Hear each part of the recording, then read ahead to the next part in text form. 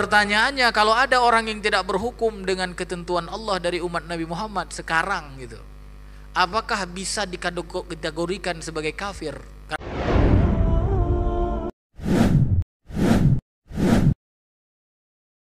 Terkait dengan firman Allah, wa man lam yahkum bima anzalallah faulaika humul kafirun, ya. Memang ada 3 kali diulang oleh Allah itu di dalam Al-Qur'an. Yang kedua, wa man lam yahkum bima anzalallah faulaika humuz zalimun, dan yang terakhir itu adalah wa man lam yahkum bima anzalallah faulaika humul fasiqun, ya, sampai 3 kali diulang oleh Allah. Memang ini menceritakan tentang umat sebelum Nabi Muhammad, ya khususnya Bani Israel, ya, cerita Bani Israel. Tapi ya memang para ulama telah menyimpulkan terkait dengan tafsir dari Al-Quran itu tidak ya selamanya terkait dengan apa? Terkait dengan sebab turunnya saja gitu, ya. Tapi ada kaidah umum itu, ya, al-ibrah laisa bi khususi sabab gitu, ya, walakin bi umumil lafad gitu. Jadi ketika melihat pelajaran atau mengambil hukum dari sebuah ayat itu, dia tidak hanya dilihat dari khusus peristiwa, artinya khusus turunnya terkait dengan asbabun nuzulnya, tetapi apa? Dia dilihat dari umumnya lafad gitu. Jadi umumnya lafad, walaupun ayat itu turun misalnya terkait atau membicarakan Bani Israel misalnya, maka ketika ayat itu atau kalimat-kalimat dalam ayat itu berlaku umum, maka itu berlaku juga untuk kita. Artinya apa? Waman lam yahkum bima anzalallah, yang tidak berhukum dengan apa yang diturunkan oleh Allah, itu berlaku juga untuk umat Nabi Muhammad. Karena umat Nabi Muhammad kan ada juga yang diturunkan oleh Allah kepadanya kan. Ya, kalau orang Bani Israel diturunkan kepada mereka Taurat, diturunkan kepada mereka Injil. Nah, kalau umat Nabi Muhammad diturunkan Al-Quran. Sama saja statusnya sebenarnya, ya. Cuma kalau Taurat, Injil itu khusus untuk Bani Israel, kalau Al-Quran itu untuk manusia secara umum. Tapi itu sama-sama kitab yang diturunkan oleh Allah, ya. Dan Al-Quran itu adalah sebagai penyempurna.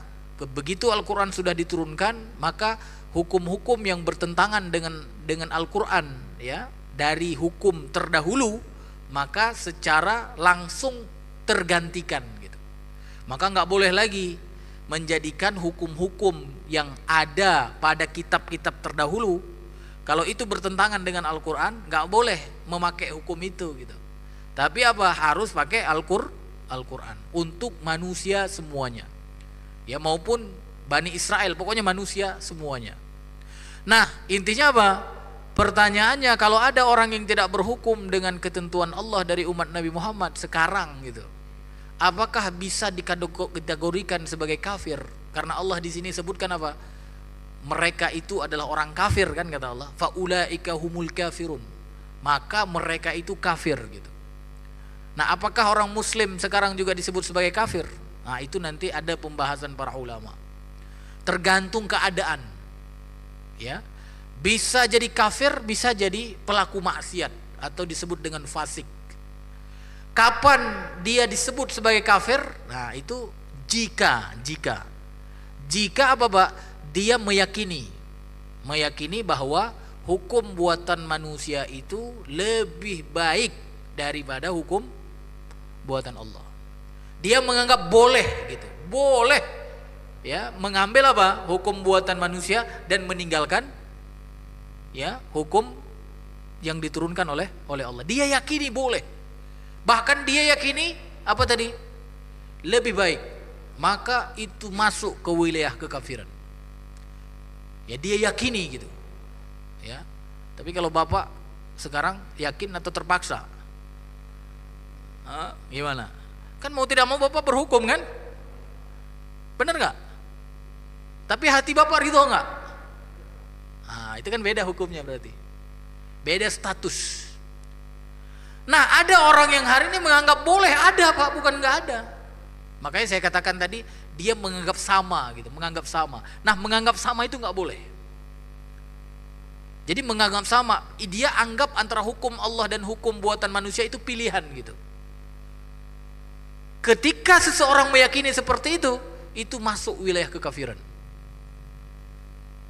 Tapi kalau misalkan dia tidak meyakini itu, dia tetap di dalam hatinya ketentuan Allah lah yang harus dijalankan.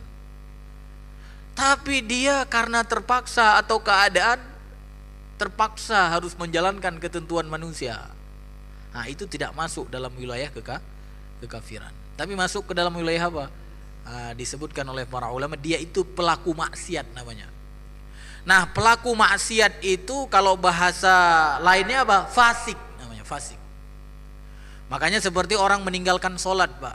Kan meninggalkan sholat ada hukumannya juga kan? Orang meninggalkan sholat itu kalau hukum Islam berlaku itu ditangkap pelakunya. Jadi bukan peminum khamr saja ditangkap, Pak. Bukan maling ayam saja ditangkap. Bukan pembunuh saja ditangkap. Orang ninggalin sholat ditangkap. Itu dibahas di dalam fikih para ulama. Kitab mazhab Syafi'i, mazhab Malik dibahas semua. Ditangkap dia. Dan habis itu apa? Diminta untuk sholat. Dan saat itu ditanya proses minta dia agar sholat itu ditanya dulu, kamu meninggalkan sholat apa sebabnya gitu. Kalau dia jawab aku meninggalkan sholat karena nggak yakin sholat itu wajib, kufur. Tapi kalau misalnya apa, dia jawab aku nggak sholat males, nah itu beda statusnya. Disebutkan oleh jumhur ulama, dia nggak kufur, dia nggak kafir, dia apa?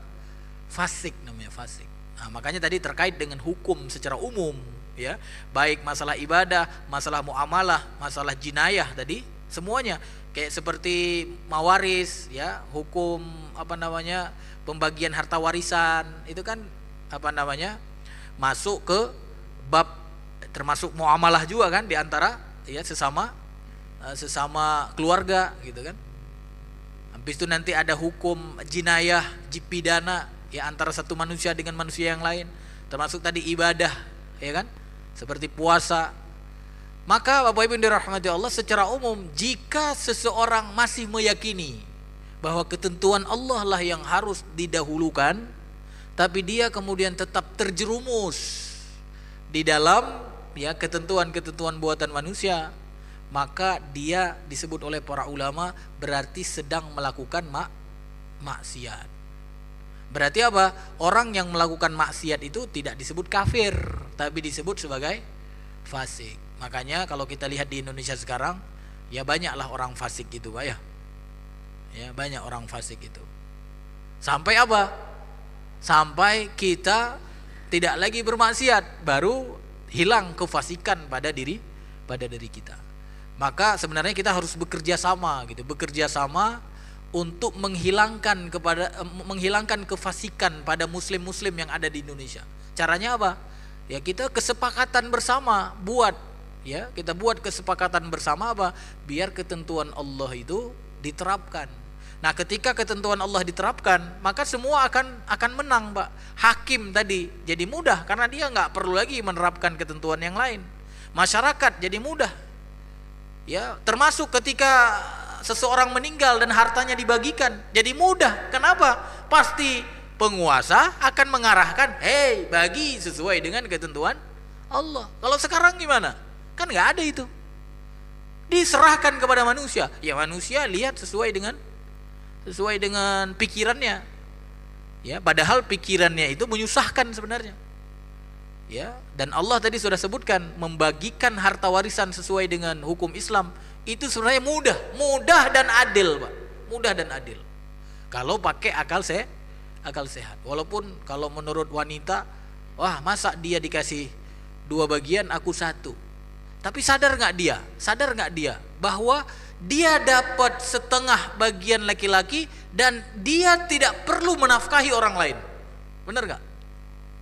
Sedangkan seorang laki-laki dapat warisan 2 bagian, di saat yang sama dia harus menafkahi wanita-wanita yang menjadi istrinya. Masya Allah.